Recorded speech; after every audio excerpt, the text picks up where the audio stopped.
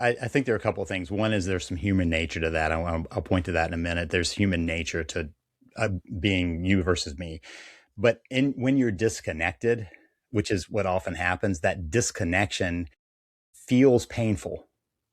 And I am going to be aware of how the other person is not connecting to me rather than how I'm not connecting to them. So I'm in a disconnected relationship with my spouse, I'm going, you're not connecting with me, instead of going, we're not connecting. I am part of that process too. So part of it is being aware of the pain of that. But let's go with the human nature, because years ago I was like, oh, this is this.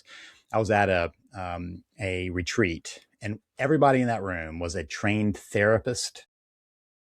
So everybody should have some awareness, right? And so Yes. from the stage, the person says, okay, I want every other row to turn around and face the person behind you. And we had the desks, in front of us. And they said, put your hand up. And we put our hand up just like you would, for arm wrestling. Grab your partner's hand. And I'm looking at this woman who was probably 30 years older than me and tiny, tiny. And I'm looking at this little arm. I'm a big guy. I mean, this is a big hand, and her little hand was in there. And they're like, okay, your task is to touch the back of your hands to the table as many times as you can in a minute. Hmm.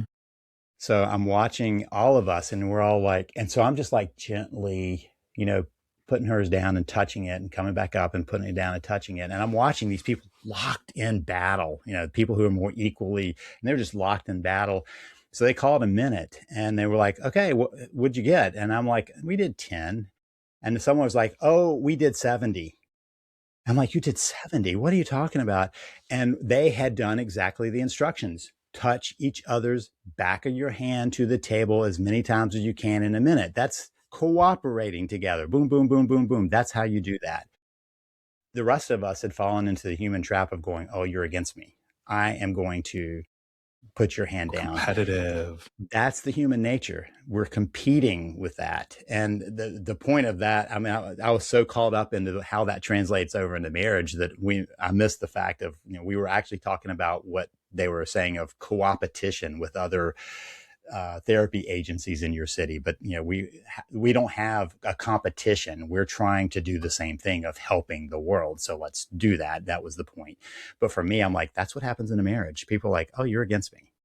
And so if you don't have a team approach mentally in your head, if nobody has ever instilled that in you, you're going, okay, there's two of us and now we're oppositional. It's you versus me.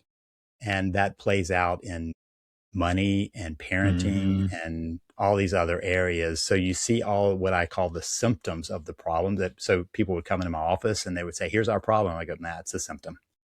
Your problem is Yeah, disconnection. The symptom is what you're telling me. And that's because you haven't figured out that the disconnection is what you're trying to solve.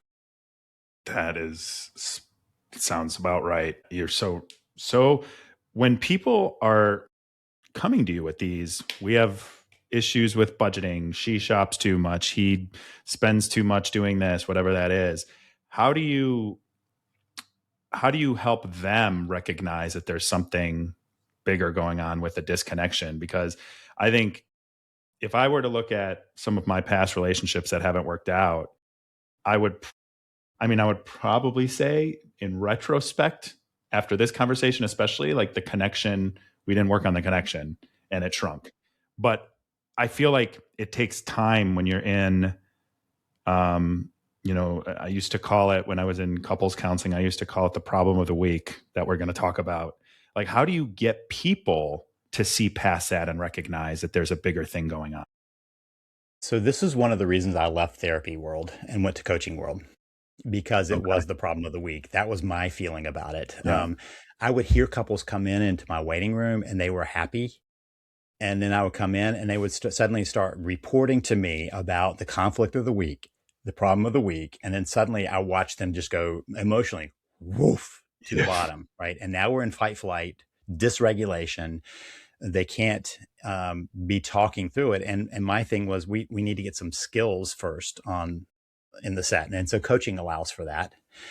We also need to have some frameworks in mind and some ways of understanding this. So when I talk about a team, that's a framework you could have that's opposed to you versus me, right? And so that's the starting point. Can somebody understand that? So if somebody came in, for instance, and they were telling me that their problem is money, they've got a saver and a spender. And by the way, if you put any two people together, one's going to be a saver and one's Mhm. going to be a spender, even if it's a very slight difference.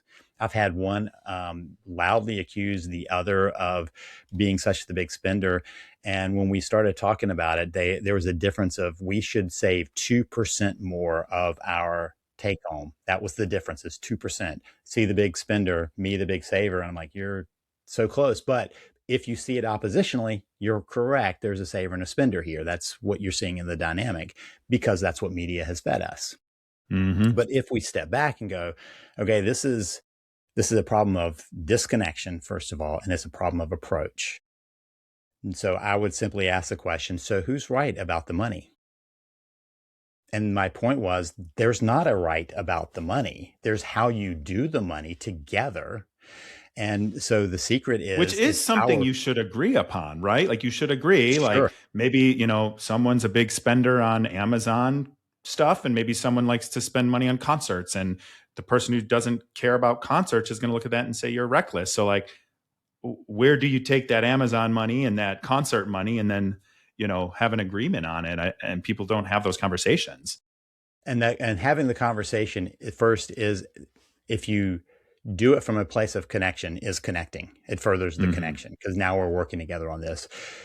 But let's just kind of change the frame. If we go, this is our resource, not this is mine or yours, but this is our resource. I think about, because that's how we think about it. I think about what I would spend very carefully because that's our resource. I am now taking over. Right. And so we have made agreements about at what really dollar point do we need to have a conversation about it, and what dollar point do we just not care. Right. Mhm. That's not a big deal. So if something comes up, I'm like, okay, well, I mean, you chose that was your dollar point, and we also kind of have a understanding of what can be spent and can't be spent, and we're clear about that. There's how much we have to have. Whatever is left over, then we have to decide what to do. Right. So those are conversations to be had.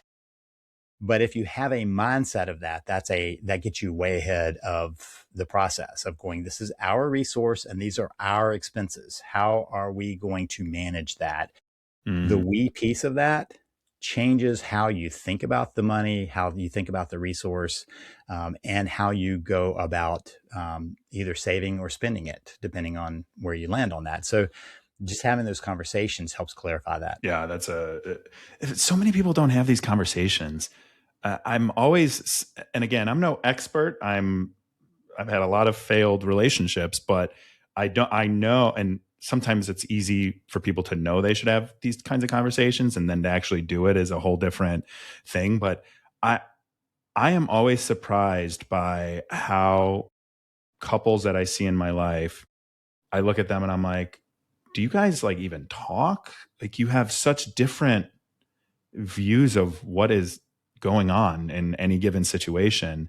And I just don't understand how people don't have at least some conversation. I'm guessing you see all the time people don't have, or at Well, least the when you're kind of disconnected, conversations they should.